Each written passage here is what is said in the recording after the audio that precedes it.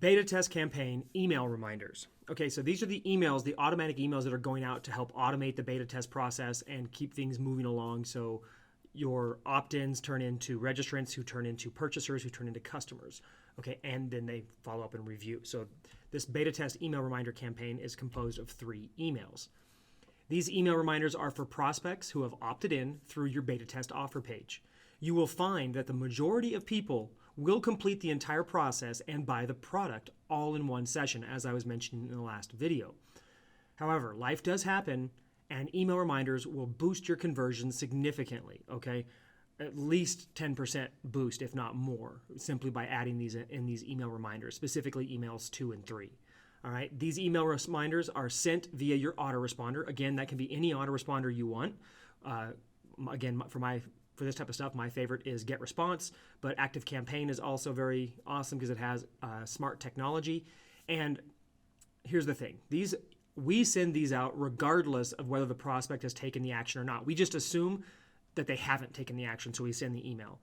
If you want smart technology where you can actually trigger emails based on the actions that they do take or don't take, then you use Infusionsoft, ActiveCampaign, or Ontraport, and then you can set up tagging triggers so that the hey, leave your review email would only be triggered if they didn't leave the review. And the hey, go register email would only be triggered if they did not register. And if they did, they wouldn't receive that email. So if you want that smart technology, use one of those other more advanced platforms. They are more expensive. However, it honestly is not necessary. Okay, we've had the same results with the basic GetResponse, and we use Infusionsoft and ActiveCampaign. So we've done it both ways. I don't see any true benefit unless you just really don't believe in sending excess email. So email reminder number 1 for the beta test. This is sent day 0 immediately upon opting in. This is the acceptance email. So you're telling the prospect, hey, you've been approved for the beta test. You give them the instructions and remind them of the beta test and provide a clickable link over to the registration page where they can complete their access requirements to get the beta test coupons.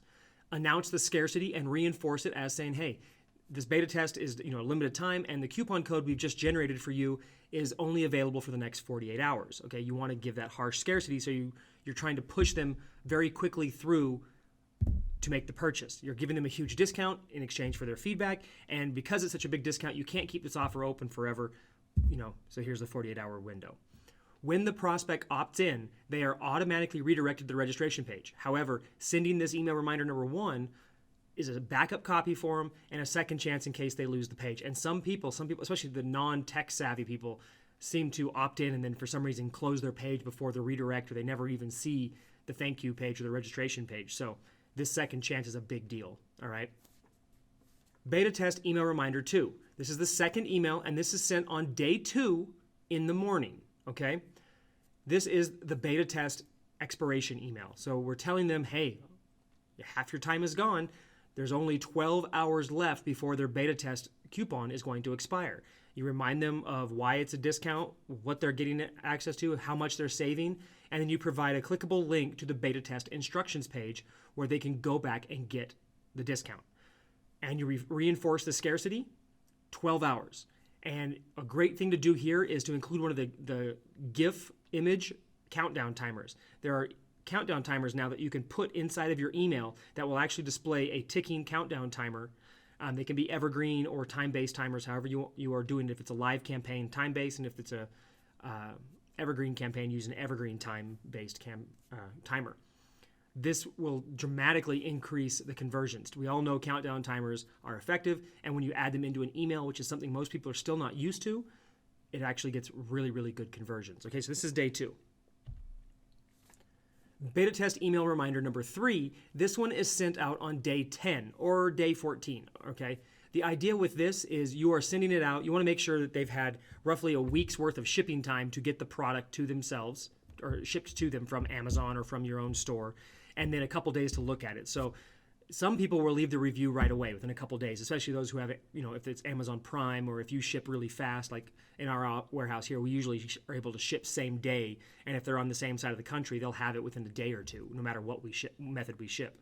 So some people leave a review that quickly, but by day 10, you can pretty much be assured that everybody who has purchased has received their product. And it's a fair amount of time to wait before reminding them, hey, don't forget to leave your review. On the review instructions page, you say that they agreed to leave the review within 7 days. We're giving them an extra 3 days here before we remind them gently.